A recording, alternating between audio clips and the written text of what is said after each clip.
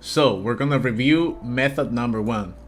So what you want to do for this method, it's basically look in your clip where there is movement. So like, let's say here it's movement, you do a cut, here you do a cut, here you do a cut, here you do a cut.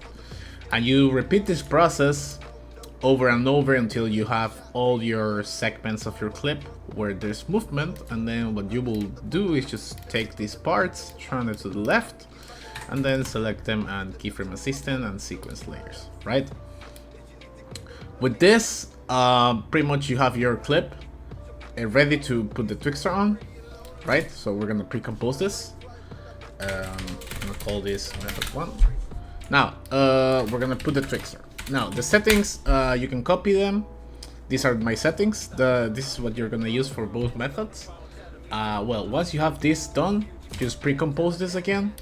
And then you do your time remap and you do the extension of time, or you reduce it, whatever you want. And then the Twixtor will be working, right? So let's say I do this and I do this. And we're gonna have our clip done with Twixtor. Now for method 1, we're gonna review how to improve the Twixtor in case there are warps, okay? So we're gonna join the composition of our method 1 clip, and then we're gonna do track points. What are these? It's basically little points that Twixtor will put more focus on. So let's say that in this part of the nose there is some warp in the clip. So what you will do is just take this, select the part that you want to fix, and then you just follow it throughout the clip. And this main and don't use basically means don't use, and main is just representing that these points are actually doing something, that they are active. So that's what you're gonna do if you want to improve some warps. And yeah, that's it. Now for the second method, what you will do is simply take your frame, your clip, right? And what you're gonna do is just put the Twixtor, the same settings as before. Now, what you will have in mind, right, is that you need to see in how much movement there is in what frames. So for example, in this clip that is a movie, you can see that there is movement every frame. So I don't really need to specify anything, right? So I will just leave it as it is, 23976 FPS, or the FPS that your composition is at. Right now I'm using this.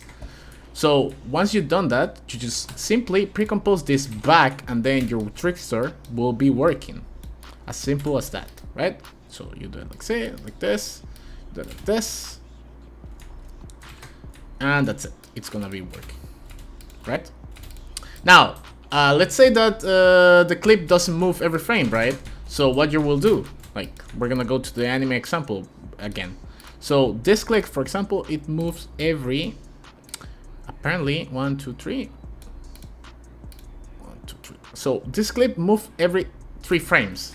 So what you will do is just put the same Twixtor, and then you will divide this frame rate to 3/3, and then you will pre-compose this, and it will do the job of selecting the parts where there is movement, right? So you just do the time remap and you do your curve, and the Twixtor will be working. Now, how to use tracking points with this method. So we're gonna join the anime clip, for example. Now you can see that in difference from the other method, when you're in this composition, the Twixtor is actually doing something in the clip, right? So you're working with the clip with the Twixtor working. So you may try this where you put source and you will see that there's a blue screen, so that doesn't work apparently. Maybe for you it will, but I don't think so.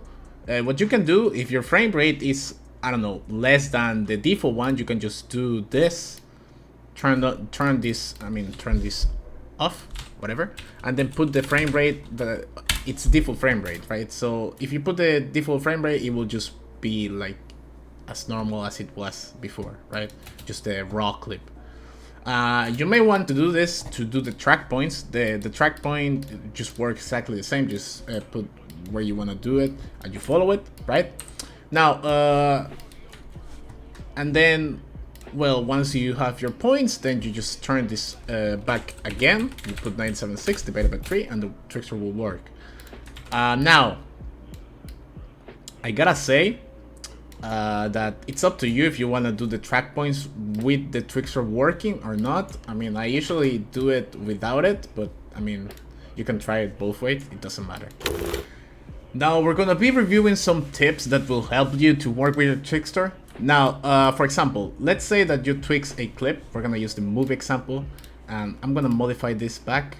Let's say that you have this warp at the end of the clip.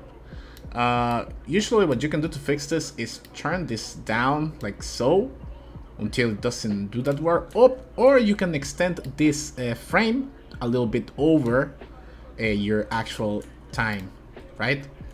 Now, another things you may want to know is that in this clip you cannot see it that much, but I'm gonna make it more harsh. Okay, so I mean more slow, let's say like so, right? So we're gonna go advanced at a point where there's some warp. So let's, here it looks a little weird, right? So what you could do to eliminate this warp from here, apart from track points, you can also do this, make a keyframe and move it up till the next frame. You can also, you can do it manually like this, just a click, or you can do Control and move this to the right or to the left. Right, left is back in time, right is forward in time. This is a tip that you can do.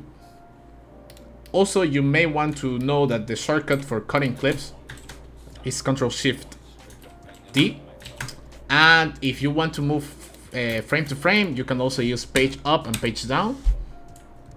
And then let's say that you have this separate, you just do Shift, click the top one, the bottom one, and then you drag this to the left. And then if you want to make this close and you don't want to do this, right, just do from bottom to up, keyframe assistant, and sequence layers. And then for pre-composing something, you need Ctrl-Shift-C.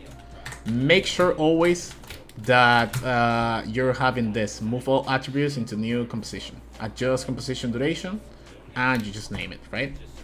That's what you're gonna do. Now, for last, I just wanna let you know something important about Twixtor, and it's when to use and when to not use Twixtor, okay? So, for example, we have this clip, right? And let's say you want to Twix this. Now, what's the problem with this? You can see that here, for example, in this part specifically, you have a very, very, very harsh change in frames. So what's gonna happen when you Twix this is that it's gonna make a lot of artifacts and warps. Like here, it's gonna be crazy big warp, right? Now, you may think that you could fix this with the time remap method that I showed you, or maybe some mappings. But then if you do that and you like kind of like skip the motion, it will still look weird, right? Because you're going like, let's say slowly here, and then because this is gonna warp, if you keep it slow, let's say, you skip it very fast, right? So you take the frame in your thing and then you turn it up and you turn it to the right, okay? So you do that, and of course there's gonna be no warp, but it's gonna look weird because you're going slow and then boom, you know, you go all the way to here just in no time, right? So this is something you need to know. You need to take in mind that you usually know when a clip is good to use for Twixtor. Now, you could use this clip, of course. Let's say that you just want this little part, like you could use from here to here, for example. This segment might work, but if you want to Twixtor all this clip, it's just gonna look weird, or it will people will notice that there is some warps in your clip. So that's all I gotta say about Twixtor. Thank you for watching. If this was helpful, like the video, and that's it. See ya.